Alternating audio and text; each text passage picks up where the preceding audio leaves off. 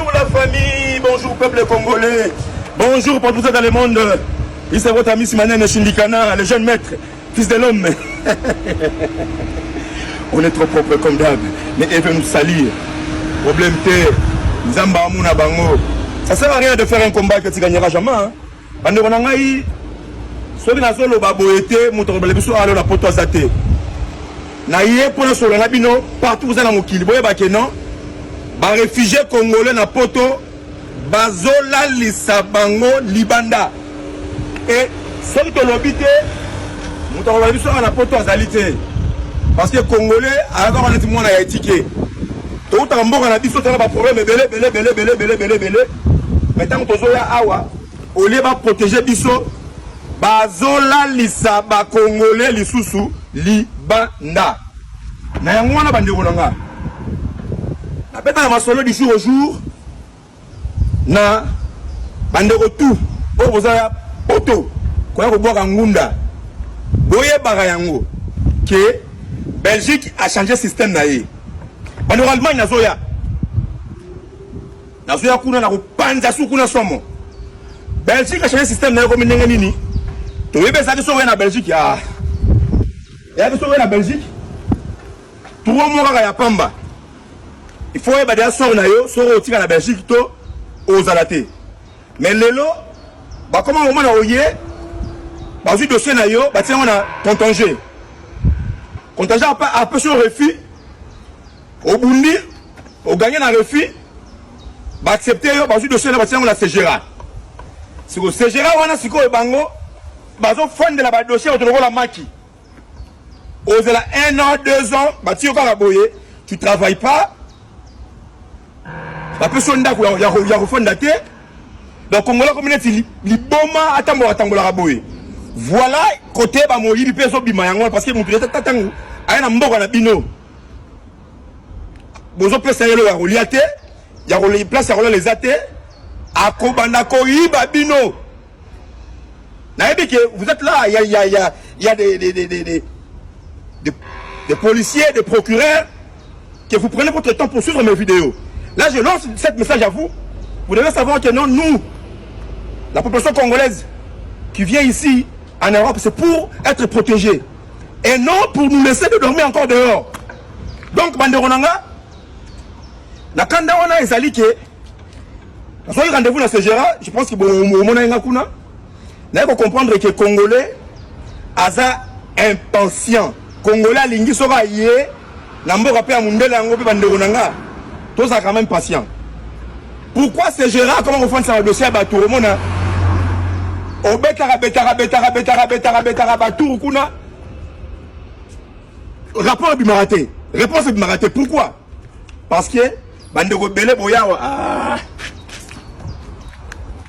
Bandeko Bele Boya Awa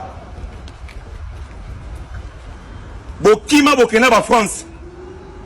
Ba dossier na bino etikala na Seyera. Ba musu ba ben sabino boye. Bokima na bino pour Congolais za muto sora ya mbogo ndeni. Ah o banoko ba so la bien te 6 mois va répondre à Taya, n'a qu'à Paname. Aucune France. Aucune France. Pour Moka Congolais Linga. Le roi de la Belgique, la France est athée. Pour la Nini, pour la Semoul. Ah.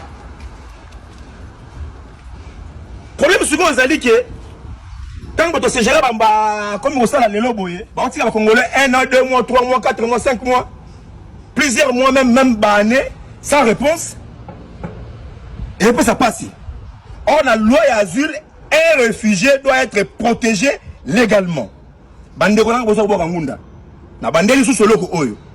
Ngunda leo na poto zali mutoyo akimi bitumba.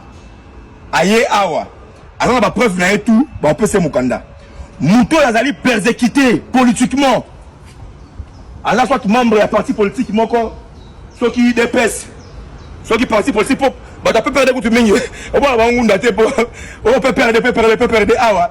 Ezaka IDPS. Soko yé, on a pas vu tout, on peut se mukanda. Muto a une maladie incurable. C'est-à-dire, on a une maladie moroboye, la qui ça pour on a pas traité, ça va prendre beaucoup de temps. Et puis ça va mongo belé. sokoye awa bakopesa yo mpe mukanda. Sikoyo bati musu mpe oyo bazala baproblème na bango neti ya ozala na noko na yo tata mwasi na yo mama leki na yo aza déjà belge na mboka oyo oza na droit mpe ya kozwa séjour soki ye moko azwi en charge eza babiloko mpona moto ozwa mukanda. Mais lelo mukanda koma pasi na poto ozomona ke kongola mwana neti mukanda koma neti eloko moko extraordinaire. Message na ngai ya lelo eza ke non bandeko na nga bakomi bazosouffrir trop bazola libanda ndeko ozota Afrique wana posa ya koya poto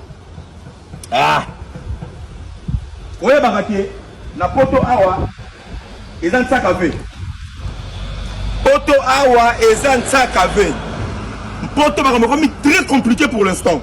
Et surtout bino ministère des Affaires étrangères, tu vois des Congolais qui dorment dehors ici là vous posez dans ma poto awa. Bon, comme vous coopérez même dans service, il y a affaires étrangères belges pour pas nous les Congolais. Makamu tout est bien haut.